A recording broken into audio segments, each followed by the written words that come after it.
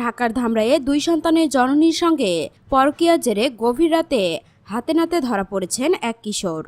এ সময় তার আগের স্বামীর সঙ্গে তালাক সম্পন্ন হওয়ার পর ওই কিশোরের সঙ্গে তার বিয়ে হয়।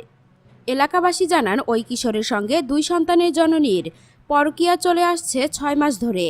তার স্বামী বাড়িতে না থাকার সুযোগে শনিবার গভীর রাতে ওই কিশোর ওই 2 সন্তানের জননীর ঘরে যায়। বিষয়টি প্রতিবেশীরা টের পেয়ে আপত্তিকর অবস্থায় ওই পরকীয়া প্রেমিক যুগলকে হাতে নাতে আটক করে। ওই রাতেই সমাজপতিরা সংবদ্ধ হয়ে সালিশ বৈঠক করে ওই পরকীয়া প্রেমিক যুগলের বিয়ে দেন। সেই সঙ্গে ওই গৃহবধূর পূর্বের স্বামীর সঙ্গে তালাকও করানো হয়। এ বিষয়ে কিশোর প্রেমিক বলেন, আমার সঙ্গে তার প্রেম ছিল। আমি তার ঘরে দেখা করতে গেলে এলাকাবাসী আমাকে আটক করে তার সঙ্গে বিয়ে দেয়। এতে আমি মহা খুশি। এ বিষয়ে স্থানীয় ইউপি সদস্য ইয়াকুব আলী বলেন, তারা একে অপরকে ভালোবাসে, তাই তাদের বিয়ে দেওয়া হয়েছে।